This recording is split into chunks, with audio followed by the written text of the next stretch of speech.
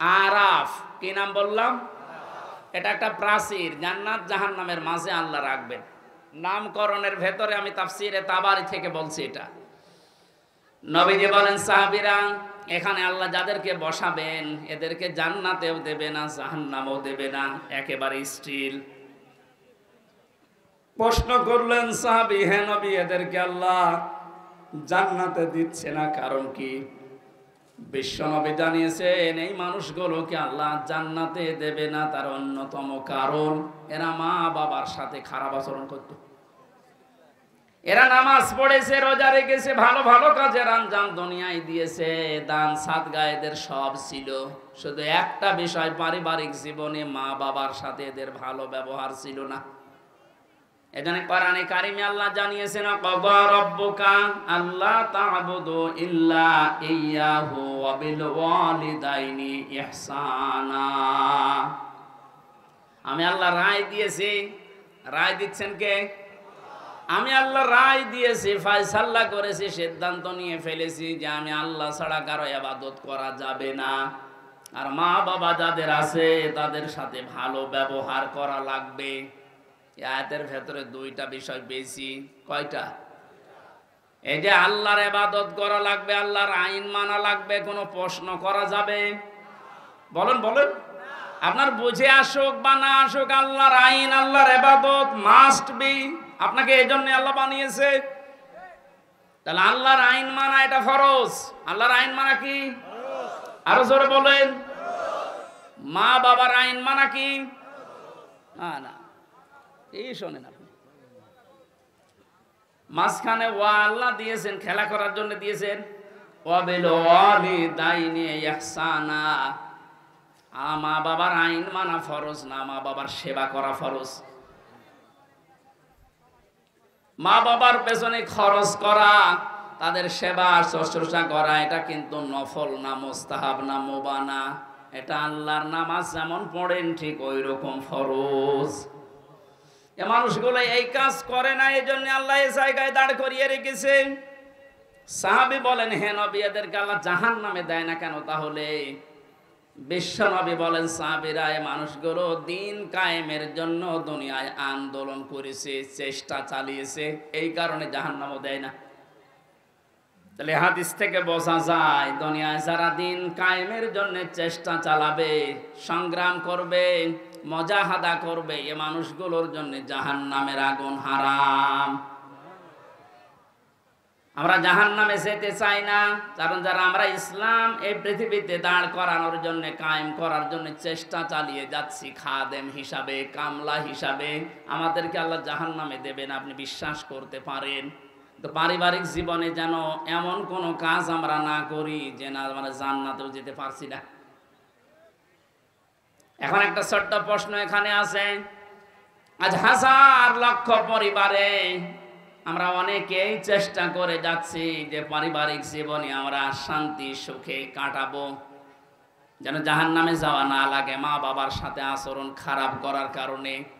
তো অনেক পরিবারে আমরা বাস্তবে দেখতে পাচ্ছি স্ত্রীর কারণে আর স্ত্রীর মা বাবার এই কুপরামর্শের কারণে অনেক সংসারে সন্তান মা বাবার সাথে ভালো আচরণ করতে পারছে না।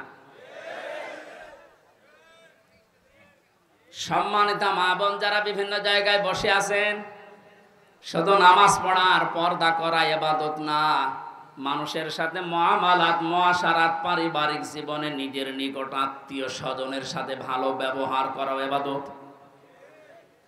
এটা আজ হাজারো পরিবারে নেই। এজন্য অনেক মানুষ ইসলামও সঠিকভাবে মানতেও পারছে না। বাস্তবতায় সে দান সাদগা, নামাজ, রোজা, হজ, যাকাত বহু কিছু করছে, পারিবারিক জীবনে স্ত্রীর শুধু মন ছোট থাকার কারণে নিজেও বাধ্য হয় স্ত্রীর কারণে মা বাবার সাথে খারাপ ব্যবহার করতে। আপনি কিন্তু আমাকে আরাফ নামক জায়গায় দাঁড় করাতে বাধ্য করছেন। সুতরাং স্ত্রী যারা এসেছেন ওরা মন উদার করবেন, মনে করবেন যাদের বাড়িতে আসলাম এগুলো আমার মা আর বাবা। আমি হাজারো মেয়ে লোককে দেখেছি নিজের মা বাবা দোষ করলেও কিছু মনে করে না, মাফ করে দেয়, মানিয়ে নেয়। তো শ্বশুর শাশুড়ি একটু ভুল করলে মানাতে পারে না, তখন স্বামীর কাছে আস্তে আস্তে কানে কানে কথা তুলে দেয়। এরকম মহিলা দেশে নেই? শ্বশুর শাশুড়ি যারা বসে আছেন ওরা তো এখন বগল বাজাচ্ছে যে কাজ হচ্ছে। কোরআনে কারীম জানিয়েছে ওয়াকুলু লিন-নাসি হুসনা, মানুষের সামনে হাসি মুখে ভালো কথা বলবা, এটা একটা সাদকা দেওয়ার সওয়াব হয়ে যাবে। আপনি শ্বশুর আর শাশুড়ি হয়েছেন তাতে কি? মেয়েটা আজ 18 বছর 20 বছর 22 বছর পরে আপনার বাড়িতে এসেছে, এটাকে নিজের মেয়ের মতো মনে করতে পারেন না। আল্লাহর কসম, আমি আল্লাহকে সামনে নিয়ে বলছি, সাক্ষী করে বলছি, সত্যি যদি মা আর বাবা নিজের মেয়েকে নিজের ছেলেকে যে নজরে দেখে, পুত্রবধূকে এই নজরে যদি দেখতে পারতো, আমরা হাজারো সন্তান আর আপনামক জায়গায় থাকতাম না। আহ্বান জানাচ্ছি, আমরা তো চেষ্টা করছি, কিন্তু আপনাদের এই ছোট মনের কারণে পারছি না। আপনার মনটা উদার করেন, কি করবেন আপনি দুনিয়ার এই সয় সম্পদ দিয়ে যদি জাহান্নামে যাওয়া লাগে? আল্লাহ আমাদেরকে আরাফ নামক এই জায়গায় যেন দাঁড় করিয়ে ভাগ্য হত না করেন। নবীজি কিন্তু হাদিসের শেষে আর বলেননি যে এরা যাবে কোথায়। বলেন তো এই হাদিসে পর্যন্ত থাকলে কি দাঁড়াচ্ছে অর্থ? জান্নাতেও যেতে পারছি না শুধুমাত্র এই কারণে, জাহান্নামও আল্লাহ দিচ্ছে না আমি ইসলামী আন্দোলন করার কারণে। অথচ এই জায়গায় যদি দাঁড়িয়ে থাকা লাগে আবাদান আবাদান, আমার মতো হতভাগ্য মানুষ আর আছে। আল্লাহ আমাদেরকে হেফাজত করুন, বলেন আমিন। মক্কায় নাজিল হয়েছে সূরাটা, 206টা আয়াত আছে, 16টা রুকু আছে। ক্রমিক নাম্বার হিসাবে কোরআনে কারিমের এটা 7 নাম্বার সূরা। মাত্র একটা আয়াতের 4 ভাগের 1 ভাগ পড়েছি। আয়াতের ভেতরে 3টা বিষয় আমরা আলোচনা নিয়ে আসব। 1 নম্বরে আমাদের নবী মুহাম্মদ রাসূলুল্লাহর 3টা গুণ আল্লাহ দিয়েছেন। কয়টা? যেহেতু বর্তমান প্রেক্ষাপটের সাথে আয়াতের একেবারে হুবহু মিল আছে। 2 নম্বরে আল্লাহর নবীর কর্মসূচি ছিল এই দুনিয়ায়, এই আয়াতের ভেতর থেকে আমরা 6টা পেয়েছি। কয়টা? 3 নম্বরে আমরা যারা তার উম্মত এখন দাবি করব কিয়ামত পর্যন্ত, তাদের কর্মসূচি হবে, তাদের করণীয় হবে 4টা। তাহলে নবীজির পরিচয় তুলে ধরা হবে আয়াত দিয়ে 3টা, বিশ্বনবীর কর্মসূচি তুলে ধরা হবে 6টা, আর আমাদের করণীয় তুলে ধরা হবে 4টা। সব মিলে 13টা। কয়টা? এই 13টা বিষয় আজকের আলোচনায় আছে। আমরা একটা একটা করে তাফসীর আকারে শুনছি। আপনারা আছেন তো? আল্লাহ পাক বলেন আল্লাযীনা ইয়াত্তাবিউনার রাসূলান নাবিয়্যাল উম্মিয়্যা, তোমরা অনুসরণ করো, ইত্তেবা করো, দেখে দেখে চলো। এই যে তাবউন শব্দটা আছে, আমি 12 সালে যখন আলোচনা আরম্ভ করেছিলাম বিশ্ববিদ্যালয়ের 2nd ইয়ারে থাকতে, ওই সময়ে তাবউনের ব্যাখ্যা বলেছিলাম। অনেকে ইন্টারনেটে এটা দেখেছেন, মনে আছে আপনাদের? তাবউন মানে কি? তাবউন মানে দেখে দেখে চলা। আপনার সামনে একটা মানুষ হেঁটে যাচ্ছে, কিভাবে কিভাবে পা লাগায়, কোথায় হাত নাড়ায়, মাজা দোলায়, কিভাবে তাকায়, একেবারে ওইভাবে হুবহু ওই জায়গায় পা ফেলে হাত নাড়িয়ে মাজা দলিয়ে চলার নাম তাবউন। আল্লাহ পাক এখানে ইত্তেবা দিয়েছেন, আল্লাযীনা যারা ইয়াত্তাবিউনা অনুসরণ করছে, করবে। এটা মোজারে, বর্তমান, ভবিষ্যৎ, প্রেজেন্ট, ফিউচার। কার অনুসরণ করছে, করবে? রাসূলান নাবিয়্যাল উম্মিয়্যা, বিশ্বনবীর পরিচয় আল্লাহ এখানে দিয়েছেন 3টা। 1 নম্বরে রাসূল ছিলেন তিনি, 2 নম্বরে তিনি ছিলেন নবী, 3 নম্বরে তিনি ছিলেন উম্মি। এবার আসেন তো, রাসূল কাকে বলে, নবী কাকে বলে, উম্মি কাকে বলে? এ পৃথিবীতে বহু নবী এবং রাসূলের কথা আমরা শুনেছি। 1,24,000 নবী রাসূলের কথা আমরা জানি। পৃথিবীতে আল্লাহ মানুষকে হেদায়েত দেওয়ার জন্য, পথ প্রদর্শন করার জন্য পাঠিয়েছেন। এতগুলো নবীর জীবনী, কর্ম পদ্ধতি বলতে বলতে তো সময় চলে যাবে। আমি গুরুত্বপূর্ণ কয়েকটা নবীর জীবনী থেকে বলছি। যত নবীকে আল্লাহ দুনিয়ায় দাওয়াতি কাজ করতে পাঠিয়েছিলেন, সবচাইতে বেশি কষ্ট সহ্য করেছিলেন হযরতে মুহাম্মদুর রাসূলুল্লাহ। এনার পরে যার নামের তালিকা পাওয়া যায় তিনি হযরত ইব্রাহিম আলাইহিস সালাম। এনার পরে যার নামের তালিকা আছে হযরত নূহ আলাইহিস সালাম। এনার পরে যাদের নামের তালিকা আছে সিরিয়াল হিসাবে, আল্লাহ পাক কোরআনে কারিমে জানিয়েছেন শারআ লাকুম মিনাদ-দীনি মা ওয়াসসা বিহি নূহা ওয়াল্লাযী আওহায়না ইলাইকা। আমি নির্ধারিত করে দিলাম, লিখে দিলাম, নির্ধারণ করে দিলাম, আমি আল্লাহ সই স্বাক্ষর করে দলিল করে দিলাম তোমাদের জন্যে। নূহ আলাইহিস সালামকে, ইব্রাহিম আলাইহিস সালামকে, ঈসা আলাইহিস সালামকে, এই সমস্ত মুসা আলাইহিস সালাম, এই বড় বড় নবীদের নামগুলো দিতে দিতে আল্লাহ জানিয়েছেন, হে নবী, এই প্রত্যেকটা নবীকে কিন্তু আমি আল্লাহ জানিয়েছিলাম আনাকিমুদ্দিন, তোমরা দিন কায়েম করো। আপনাকেও আমি ওহী করলাম ঠিক ওইভাবে, ওয়াওহাইনা ইলাইকা, আপনার প্রতি আমার একই ওহী, আন আকিমুদ্দিন, আপনি দিন কায়েম করেন জমিনে, ওয়ালা তাতাফাররাকু ফি, এ বিষয়ে কোনো ফতোয়াবাজি করবেন না। সময় কিন্তু এসে গেছে এখন এই দেশে ঠিক ওই রকম। আর যে যেখানে যে মতে চলেন না কেন, সবাইকে আমরা আহ্বান জানাচ্ছি, সবাই আসেন ঐক্যবদ্ধ হয়ে আল্লাহর দিন, কোরআনে কারিম, ইসলাম এই দেশে আমরা এখন কায়েম করার পরিবেশ তৈরি করি।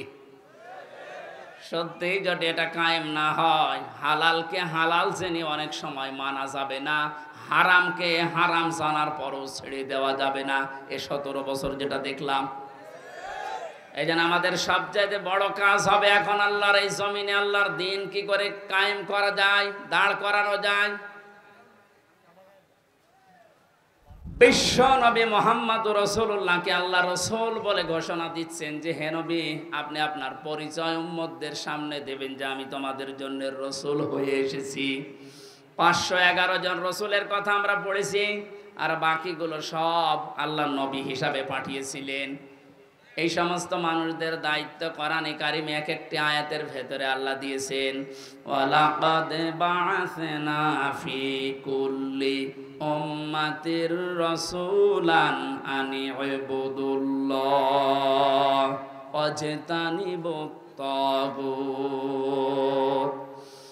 রব্বুল আলামিন বলেন, এ পৃথিবীর যত, ওয়ালাকাদ বাআসনা ফি কুল্লি উম্মাতির রাসূলান, প্রত্যেকটি জাতির জন্য আমি আল্লাহ রাসূল পাঠিয়েছিলাম। প্রতিটি নবী আর রাসূলদের জীবনের দায়িত্ব মূল ছিল দুইটা, তারা উম্মতদের কাছে যেই বলতেন আল্লাহর ইবাদত করো। কার ইবাদত? এই শব্দটা নিয়ে আজ হাজারো জায়গায় আমরা এই দেশের ভেতরে অনেক ভেজাল দেখতে পাচ্ছি। কমনে দিয়েছে ফ্যান, ইয়ার কি মারছেন এখানে বসে বসে?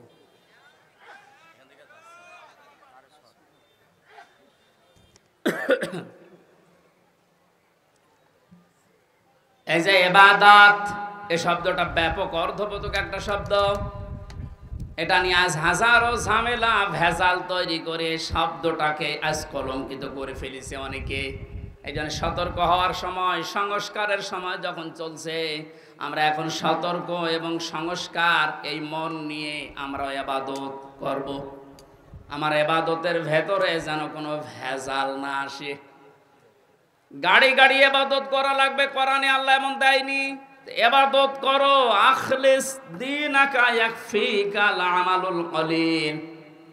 তোমার ঈমানটা যদি খাঁটি হয়, কাজকর্ম আমল যদি কম হয়, আমার আল্লাহ মাফ করে দেবে।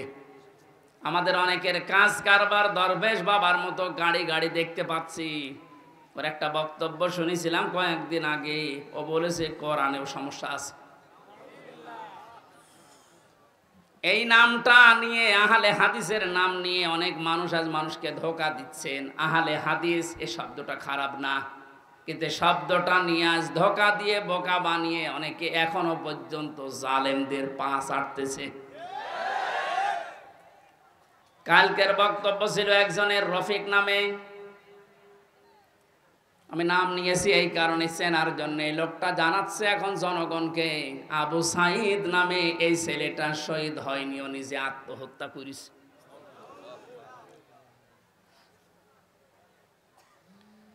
বিশ্বনবী কোরআন হাদিসের ভেতরে তিনি স্পষ্টভাবে জানিয়েছেন, কেউ যদি দেওয়াল চাপা পড়ে মারা যায় সে শহীদের মর্যাদা পায়, পানিতে ডুবে মারা যায় শহীদের মর্যাদা পায়। এ কথা কি নতুন শুনছেন? বলেন। আগুনে পড়ে যদি কেউ মারা যায় সে যদি শহীদের মর্যাদা পায়, অ্যাক্সিডেন্ট করে মরলে যদি শাহাদাতের মর্যাদা পায়, এই পৃথিবীর ময়দানে জালেমদের জুলুমের সামনে মোকাবেলা করতে গিয়ে নিজের জীবনটা সে দিয়ে দিল, তাকে আপনি শহীদ বলতে আপনার অসুবিধা লাগে কোন জায়গায় বলেন তো দেখি?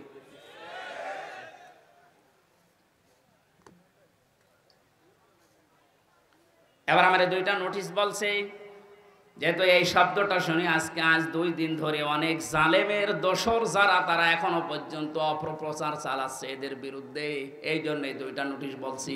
সূরা বাকারার 154 নম্বর আয়াত, 2 নম্বর পারা, 2 নম্বর পৃষ্ঠা, 12 নম্বর 13 নম্বর লাইনে আছে, ভালো করে মিলাবেন। আল্লাহ পাক বলেন, ওয়ালা তাকুলু লিমান ইয়াকতালু ফি সাবিলিল্লাহি আমওয়াত বাল আহইয়াউ ওয়ালাকিন লা তাশউরুন। আপনি হয়তো এভাবে এতদিন চিন্তা করেননি, যেভাবে আমি বলছি মিলিয়ে দেখেন। আল্লাহ বলেন, ওয়ালা তাকুলু, হে পৃথিবীর লোকেরা, কেউ এ কথা মুখ দিয়ে বলবা না। কথা বলে মানুষ কি দিয়ে? বলে না কেন? এই জন্য মুখের ওপর আল্লাহ নোটিশ দিয়েছেন, কেউ এ কথা বলবা না। 1 জন 2 জন না, কেউ বলবা না, বহু বচন। লিমান ইয়াকতালু ফি সাবিলিল্লাহি আমওয়াত, আমি আল্লাহর জন্য, মানবতার জন্য যারা জীবন দিয়ে গেল, এ মানুষ মরে গেছে, এ কথা বলবা না। বাল আহয়াউন, বরং তারা জীবিত। ওয়ালাকিন লা তাশউরুন, কিন্তু তোমরা টের পাও না। এটা তো মুখের উপর আল্লাহ দিলেন, মানুষ মুখের পরে অন্তরেও ধারণা করতে পারে। ধারণা করা কি দিয়ে? অন্তর দিয়ে মানুষ যেন ধারণাও না করে যে তারা শহীদ হয়নি, তারা এমনি মারা গেছে, কথা যেন ধারণাও না করে। সূরা আলে ইমরান 4 নম্বর পারার 11 নম্বর পৃষ্ঠার 9 নম্বর লাইনের 159 নম্বর আয়াতে আল্লাহ 69 নম্বর আয়াতে আল্লাহ জানিয়েছেন, ওয়ালা তাহসাবান্নাল্লাযীনা কুতিলু ফি সাবিলিল্লাহি আমওয়াতা বাল আহয়াউন ইনদা রাব্বিহিম ইউরযাকুন। খুব খেয়াল করেন, অন্তর দিয়েও কেউ যেন ধারণা না করে যে ওরা মারা গেছে। আল্লাহ পাক বলেন, ধারণাও কোনোদিন করবি না যে ও মরে গেছে না। কারণ জীবন জালেমের সামনে নিজের জীবন দিয়ে দেওয়া তো সহজ কথা না। ওরা কিন্তু জীবিত আছে, ওরা জিন্দা। ইনদা রাব্বিহিম ইউরযাকুন, তারা তাদের রবের কাছে রিজিক পাচ্ছে। সুতরাং আবু সাইদ রংপুরের এই ছেলেটা জালেমের সামনে দাঁড়িয়ে জীবনটা দিয়ে শাহাদতের মরণ পেয়েছে। এটা কোনোদিন আপনি মুখ দিয়ে যেন না বলেন যে লোকটা মরে গেছে, ধারণাও না করেন যে ও মরে গেছে না, ও শহীদ হয়েছে। কি হয়েছে? স্বাধীনভাবে কথা বলতে পারতাম না। পাশের জেলায় বাড়ি আমার, নাটোর, কুষ্টিয়া। এখানে দাওয়াত খেতে এসেছিলাম বিয়ের, তারপর আমার ঢুকতে দেয়নি। কোথায় ছিলাম আপনি টের পেয়েছেন? স্বাধীনতা পরাধীনতা কি আমরা 17 বছর টের পেয়েছি। স্বাধীনভাবে চলাফেরা করার, বাক স্বাধীনতা ফিরিয়ে দেওয়ার জন্য যে মানুষগুলো জীবন দিয়েছে, মাস্ট বি 100% আমি বিশ্বাস করি ওরা সব শাহাদতের মর্যাদা পেয়েছে। এমনকি জালেমের জুলুমের শিকার হয়ে আয়না ঘরেও বহু মানুষ জীবন দিয়েছে, জেলখানার ভেতরে জীবন দিয়েছে। এমনকি কোরআনের পাখিকে অনেকে বলছে উনি স্বাভাবিকভাবে মারা গেছে। না, আমি পাশের ছেলে ছিলাম, উনি 1 নম্বরে, আমি 4 নম্বরে। আল্লামার সাথে আমার একদিন দেখা হয়েছিল মাত্র 10 মিনিটের জন্যে। উনি এমনি মারা যায়নি, ওনাকে মেরে ফেলা হয়েছে। তার বাস্তব প্রমাণ ওনার মুখের হাসিটা। এখন ভিডিও বের হচ্ছে, জেলার আর সুপারের আত্মীয়রা তারা পরিচয় দিয়ে বলছে ওনাকে জোর করে সই করিয়ে বলেছে আপনি সই করেন, আপনাকে মুক্ত করে দেওয়া হবে নির্বাহী আদেশে। এই কথা বলে বের করে নিয়ে গেছে। উনি তো খুশি আনন্দ যে আমি পরিবারের কাছে ফিরে যাচ্ছি। কিন্তু শয়তান যারা আছে শয়তানি করে ষড়যন্ত্র করে, যাকে দায়িত্ব দিয়েছিল এই মোস্তফা জামান এই কোলাঙ্গার, এই যে কি জিনিস এখন আমরা টের পাচ্ছি, একার তৈরি করা এখন আপনি দেখতে পাচ্ছেন। আমার মনে হয় একে যদি আমার মতো এরকম 10 দিন রিমান্ডে রাখেন, ও সব সত্য কথা বলে ফেলবে। আমার মুখ দিয়ে রিমান্ডে একটা কথা ওরা বের করতে পারেনি। শেষ পর্যন্ত মন মতো লিখে আমাকে বলছে সই করেন, আপনারা ছেড়ে দেওয়া হবে। আমি তো রিমান্ডে বসতাম না যে 164 কি, মনে করলাম ছেড়ে যখন দেওয়া হবে দেই। এখন দেখি সব আমার বিপক্ষে লিখেছে। আমি নাকি দেশের বিরুদ্ধে কথা বলতাম। যতগুলো বক্তব্য দিয়েছি দেশের ভালোবাসার পক্ষে দিয়েছি, কারণ দেশকে ভালোবাসা এটা ইমানের অঙ্গ। আরে মানুষগুলো এটা আমাকে বলে কয়ে নিয়েছে যে বলেন আপনি যে আপনাকে এ দেশের কিছু মানুষ টাকা পয়সা দিয়ে ব্যবহার করে যে আপনি দেশের বিরুদ্ধে, এই সরকারের বিরুদ্ধে, তাহলে আপনাকে ছেড়ে দেব। শেষ পর্যন্ত বলতে রাজি যখন হলাম না, 11 ঘন্টা আমার টাঙিয়ে রেখেছিল কালো কাপড় দিয়ে চোখ বেঁধে। নিজেরা বলা করতো হুজুর আপনি নির্দোষ আমরা জানি, কিন্তু আপনাকে কথা বলা লাগবে। পেছনে হাত হ্যান্ডকাপ দিয়ে বেঁধে কালো কাপড় দিয়ে চোখ বেঁধে 11 ঘন্টা এক জায়গায় আমার নামাজও পড়তে দেয়নি। 4 ওয়াক্ত জোহর আসর মাগরিব এসে আমি সব ইশারায় পড়েছি। এখন নামাজ পড়ছি কম সময় আমি তাও জানি না, কারণ মাটির নিচে তো। সর্বশেষ যখন বললাম না এত বড় মিথ্যা কথা আমি বলতে পারবো না, আকিস গ্রুপে আমি চাকরি করতাম, ওনাদের বিরুদ্ধে হাজার হাজার কথা লিখতে বলেছেন, একটাও পারবো না, কারণ ওনারা এরকম না। শেষে আমার বলছে যদি আপনি আজকে সন্ধ্যার ভেতরে এগুলো স্বীকার না করেন, না বলেন, তাহলে আপনার বউ তুলে নিয়ে আনবো। কি চরিত্র দেখেছেন? আর এখন অনেক সুর তুলছে অনেকে যে এদের মাফ করে দাও। এই জালেমদের মাফ করা মানে মাজলুমের উপরে অবিচার করা।